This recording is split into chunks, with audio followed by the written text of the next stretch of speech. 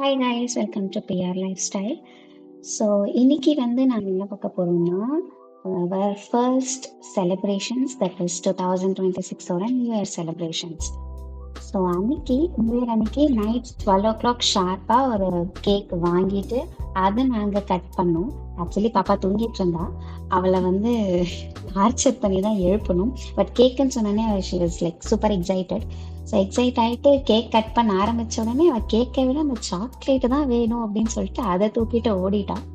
And then நாங்கள் as usual cake cut பண்ணி சாப்பிட்டு இது பண்ணிட்டோம். ஏர்லி மார்னிங் 3 o'clock எழுந்துச்சு மாங்காடு அம்மன் கோவிலுக்கு போயிட்டு அங்கே அம்மன் தரிசனம் பண்ணிட்டு கொஞ்சம் சீக்கிரமாகவே முடிச்சிட்டோம் தரிசனத்தை. ஸோ முடிச்சுட்டு உட்காந்து பிரசாதம்லாம் சாப்பிட்டு பார்க்கும்பொழுது இவர் பாப்பாவுக்கு ஒரு நியூ இயர் அன்னைக்கு ஒரு கிஃப்ட் ஒன்று வாங்கி கொடுத்தாரு. தட் இஸ் கிட்ஸ் ஜிம் பால். அதை நாங்கள் அன்பேக் பண்ணி அதை ஊதி எடுக்கிறதுக்குள்ளேயே பயங்கரமாக உயிரே போயிடுச்சு. அண்ட் அதை அவளுக்கு ஃபிட் பண்ணி கொடுத்த உடனே மேடம் ரொம்ப ஜாலியாக விளையாட ஆரம்பிச்சிட்டாங்க. அதில் அவள் கொஞ்ச நேரம் விளையாடுறதுக்கப்புறம் ஒரு சடன் பிளான் ஒன்று போட்டு நாங்கள் பீச்சுக்கு போகலாம் அப்படின்னு சொல்லிட்டு யோசிச்சு பிளான் போட்டு கிளம்பியாச்சு.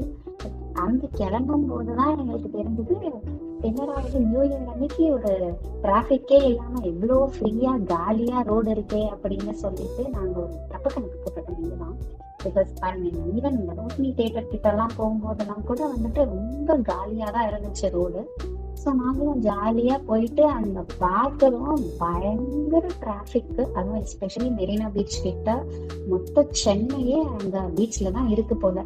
அப்புறம் ஒரு 1 hour தேடி கண்டுபிடிச்சு விவேகானந்தர் ஹவுஸ் கிட்ட நாங்கள் பார்க் பண்ணிட்டு அப்புறம் ஒரு சின்ன வாக் போயிட்டு எல்லாத்தையும் பார்த்துட்டு பீச்சில் ஒரு 5 to 10 minutes விளையாடிட்டு அப்புறம் என்ன சாப்பிடலாம் அப்படின்னு யோசிச்சுட்டே இருந்தோம்.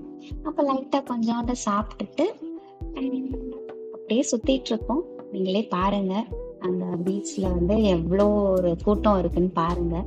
நாங்க சும்மா கொஞ்ச நேரம் அப்படியே பார்த்துட்டு வீடியோ எடுத்துட்டு அண்ட் இவரும் பாப்பாவும் பயங்கரமா என்ஜாய் பண்ணிட்டு இருந்தாங்க.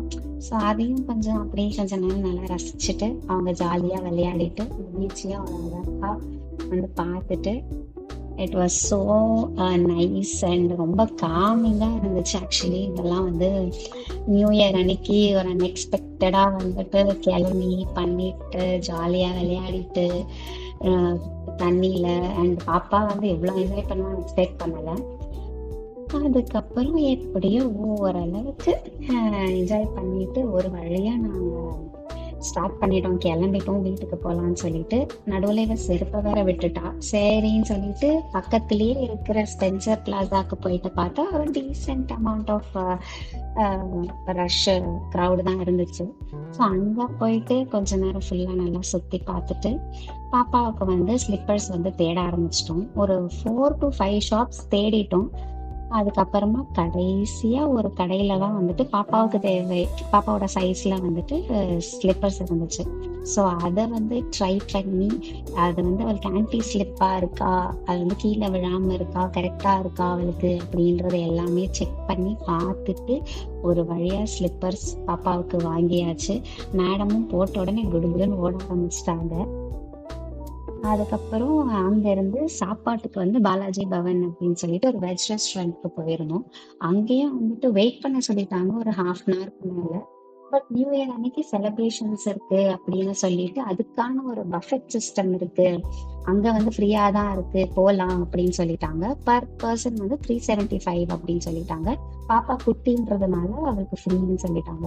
மேல பார்த்த உடனே டிஜே அண்ட் பஃபெட் சிஸ்டம்னு சொல்லிட்டு ஒரே ஷாக்கிங்கா அட்டகாசமா இருந்துச்சு. அண்ட் ஃபுட் பயங்கர ஒர்த்தா இருந்தது அந்த அமௌண்ட்டுக்கு.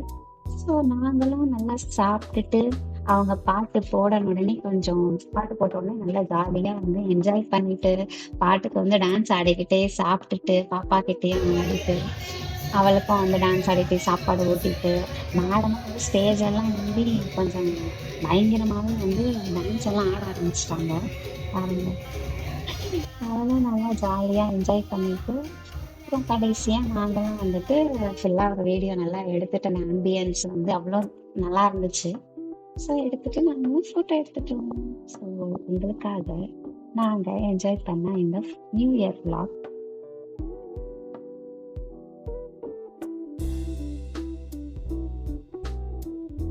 Thank you for watching. Please like, share, subscribe, and click on the bell button to get notified. Thank you.